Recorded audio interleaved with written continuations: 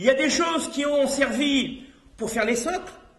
Il y a des choses qui ont servi pour faire simplement les anneaux, un assemblage.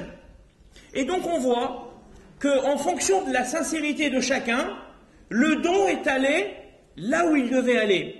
Celui qui a donné avec une grande sincérité, son or est parti peut-être dans l'Arche Sainte, l'endroit le plus saint du tabernacle. Celui qui a donné avec moins de conviction, il a peut-être servi pour les tentures extérieures. Celui qui a donné pour encore moins de conviction, peut-être qu'il a servi simplement à des fils pour faire les animaux sur les tentures.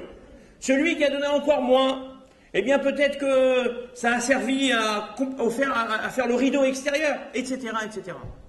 En d'autres termes, si nous, on ne sait pas où notre argent va, Dieu le sait. Et donc, lorsque le Rav Israël Missalenter allait ramasser de l'argent, il allait de village en village.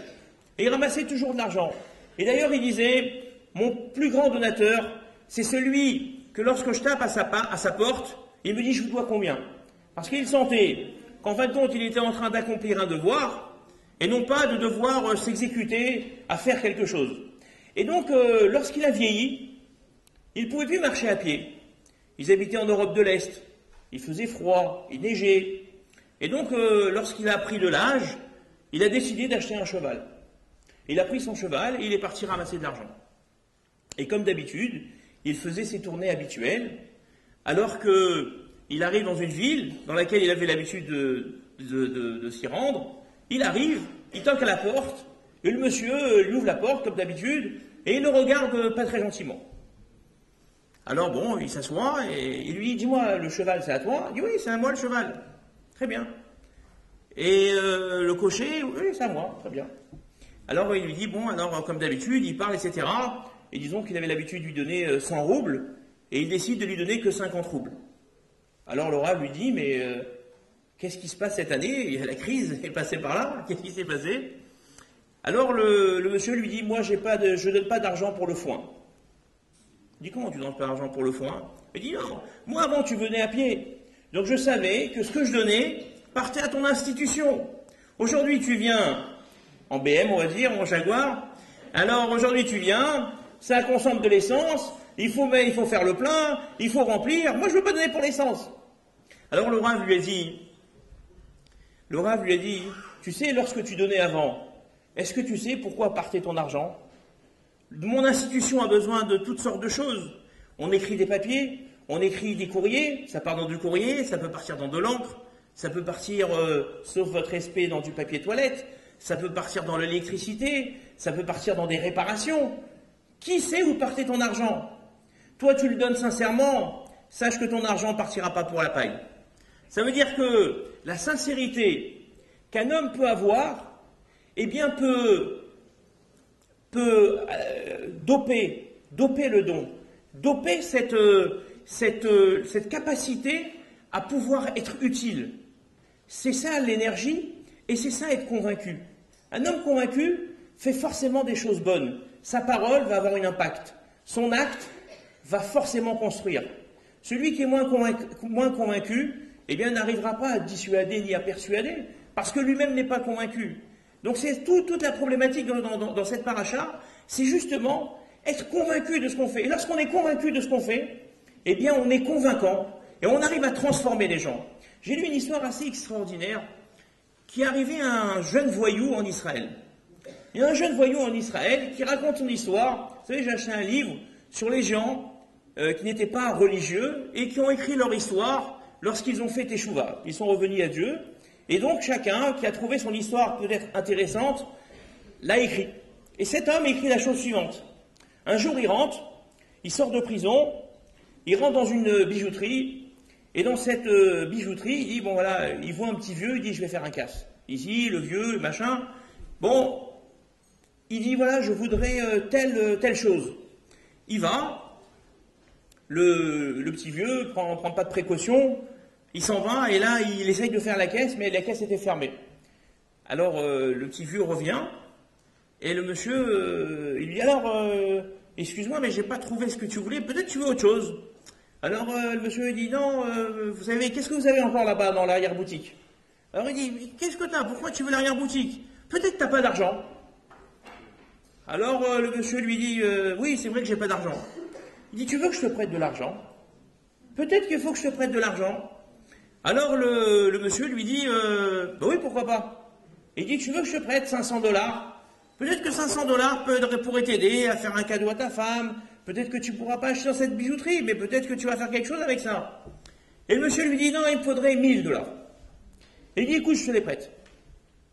Tu m'inspires confiance, il lui dit. Maintenant, il sort de prison, le gars.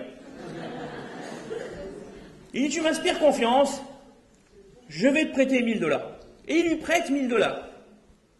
Et donc, ce type-là, et là, avec ces 1000 dollars, il se dit, mais je viens de faire le plus grand braquage de ma vie, je viens de plumer un type, sans casser quelque chose, sans me faire repérer, sans courir, sans l'avoir agressé, c'est extraordinaire.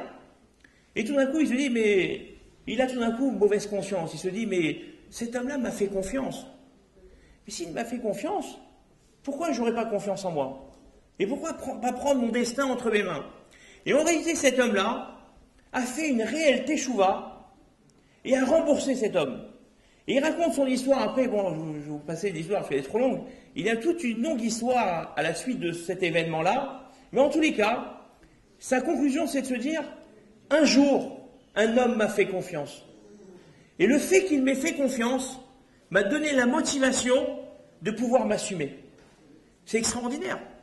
La confiance qu'un homme peut avoir, la confiance qu'on doit donner à nos enfants, la confiance qu'on doit donner à nos conjoints, la confiance qu'on doit donner à nos collaborateurs, c'est très important. Donner confiance, c'est donner la possibilité à l'autre d'exister, à pouvoir se développer. Et donc, autour de cette paracha, autour du premier mot de cette paracha, Ve'asuli, vous ferez, li pour moi, li nishmi, sincèrement. La sincérité est le gage. 5 minutes, Albert? Alors, la sincérité est le gage de toutes les réussites. La sincérité est le gage de toutes les réussites, qu'elles soient professionnelles, qu'elles soient religieuses, qu'elles soient éducatives, elle est le gage de toutes les réussites. C'est ça, li nishmi. Et pour cela, la sincérité, elle est caractérisée elle-même, on l'a vu dans le mot, mais aussi dans la constitution elle-même des objets. Les objets, ils avaient une particularité. Vous savez que le Haron, l'arche sainte, je ne vais pas vous l'apprendre, elle a été constituée de 3 boîtes.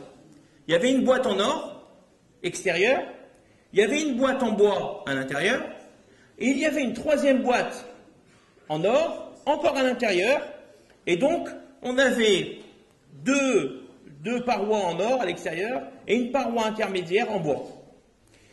Nos sages se sont demandé pourquoi fallait-il construire de telle manière l'arche, pour nous dire soit à l'intérieur comme à l'extérieur. Ne soit pas du bois à l'intérieur et de l'or à l'extérieur. Toho kebaro. Il faut que tu sois authentique. Tu ne peux pas paraître et ne pas être.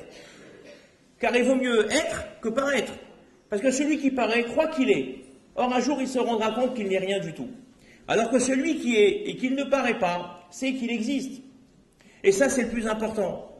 Et donc, c'est pourquoi il y a ces 2 boîtes. C'est pour ça qu'il y a ces 3 boîtes. Et pourquoi il y a ce bois au milieu? On aurait pu faire que 2 boîtes, selon ce que je vous dis. On aurait fait 2 boîtes.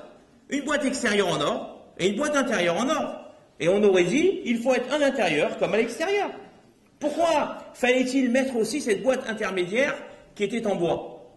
Pour nous dire que le danger d'être, c'est l'orgueil. Lorsqu'un homme est, lorsqu'il existe, alors il s'oublie. Il a l'impression, eh bien, qu'il est l'émanation divine. Il a l'impression qu'il est... et là, on nous dit, attention, il faut mettre du bois, l'humilité. Un homme qui est sans avoir cette humilité n'est pas non plus. Et c'est pourquoi le Talmud nous dit, les grands hommes sont souvent petits. Ils ne se prennent pas au sérieux. Celui qui se prend au sérieux est celui qui n'a pas mis cette dimension d'humilité à l'intérieur de lui-même. Et donc, il n'arrive pas à incarner les valeurs que la Torah lui demande. Et donc, c'est pourquoi l'arche, elle devait absolument, impérativement, avoir ces 3 choses. Ces 3 choses.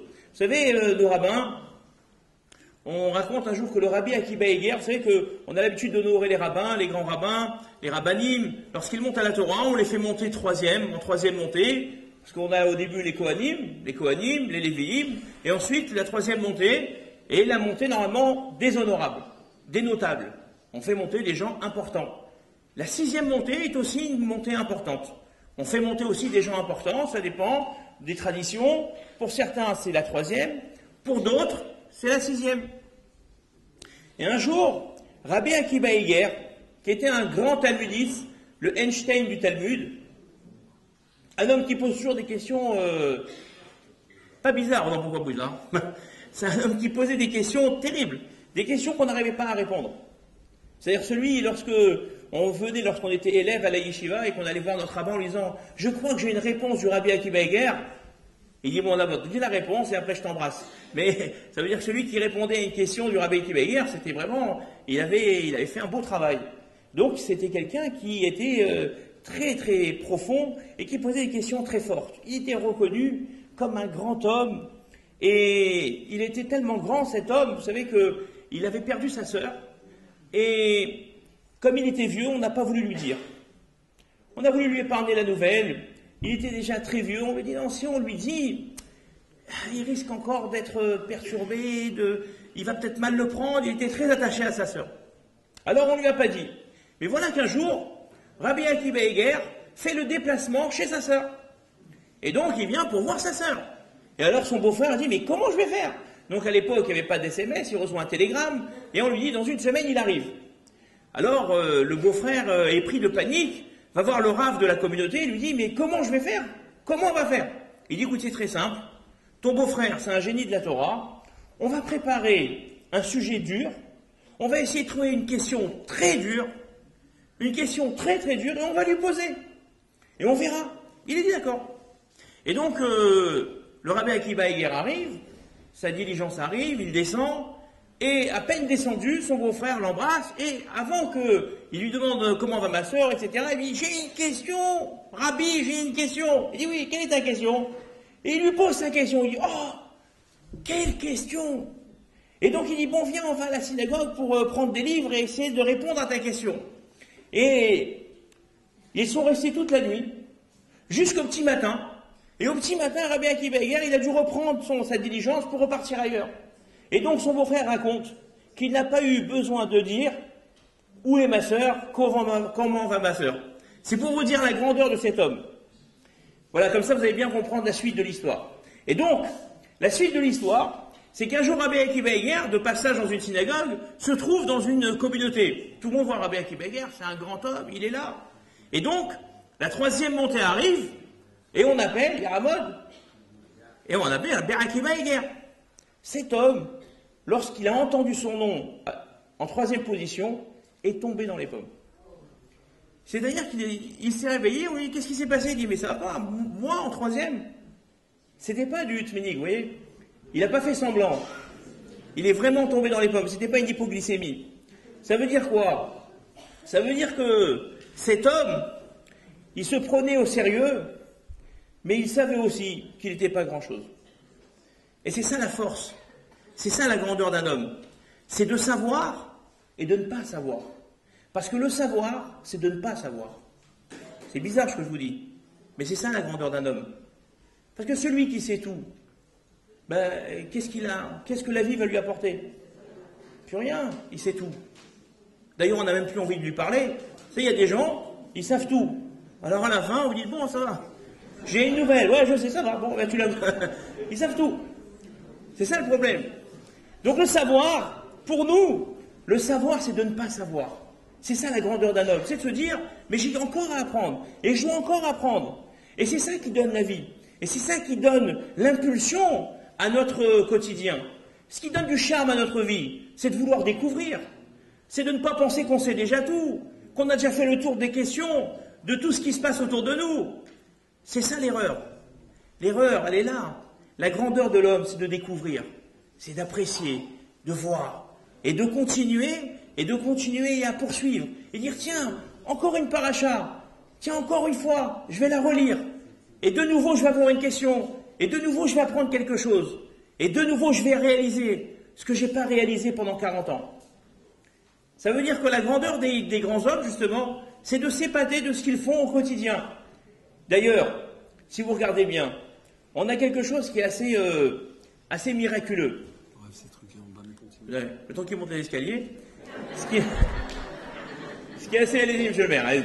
Ce qui est miraculeux dans cette histoire, vous savez que d'habitude, quand vous écoutez une chanson, une musique, vous l'écoutez combien de fois? On l'écoute une fois, on l'a kiffé, elle était super, on a super génial. On l'a écouté une deuxième fois, une troisième fois, une quatrième fois. Maintenant, quand on l'écoute, c'est au bout de 10 ans, il y a encore, si avec le top 50 de 1840, ça veut dire qu'il y a un moment où ça y est, c'est fini. La musique, elle passe. Allez, on est passé à une autre mode, à un autre tempo, à autre chose. Et alors, on se lasse des choses. On se lasse. L'homme se lasse de tout.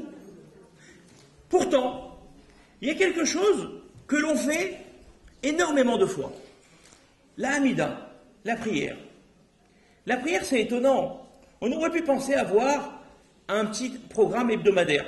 Cette semaine, semaine 1, on fait telle prière, semaine 2, telle prière, semaine 3, et puis au bout de 52 semaines, on rechange, et puis on ne manque pas de prière dans le judaïsme. Pourtant, 3 fois par jour, pendant 120 ans pour tous, on va faire la même Hamida. On fait la même Hamida. C'est étonnant quand même. On aurait pu penser être lassé. On a été lassé de nos musiques. On a été lassé de nos plus beaux poèmes. On a été lassé des plus belles rencontres, des plus beaux albums photos. On a été lassé de tout. Pourquoi n'est-on pas lassé de faire cette Hamida? Mais parce qu'elle est géniale. Parce qu'on découvre tous les jours. Parce que chaque jour, elle m'apporte quelque chose. La Hamida, c'est comme la vie. Aujourd'hui ne doit pas être comme demain. Demain, il faut que la vie puisse m'apporter ce qu'elle ne m'a pas apporté aujourd'hui. Et après-demain, ça sera la même chose. Et la vie, elle est à crescendo. C'est-à-dire qu'on avance tout le temps. On grandit tout le temps. En d'autres termes, on n'a pas le droit de rester petit. C'est ça le judaïsme. Et donc, pour ne pas rester petit, il faut avoir l'impulsion, il faut avoir l'énergie, il faut avoir la volonté. Et pour avoir la volonté, il faut avoir la sincérité. Vous voyez, on a fini la boucle, on a fermé cette boucle, tout simplement comment? Avec une seule chose, l'Arche Sainte et un mot de la paracha. Ça veut dire c'est maintenant 50 minutes que nous passons ensemble, que nous avons passé ensemble, eh bien, sont simplement articulées autour d'un mot. Li, c'est tout. Donc on voit ainsi, eh bien, l'importance des mots, l'importance de la Torah, l'importance de l'étude, l'importance de l'éducation, et Bezrat Hashem, puisque nous allons accueillir maintenant le grand rabbin avec une leçon magistrale, comme il en a l'habitude,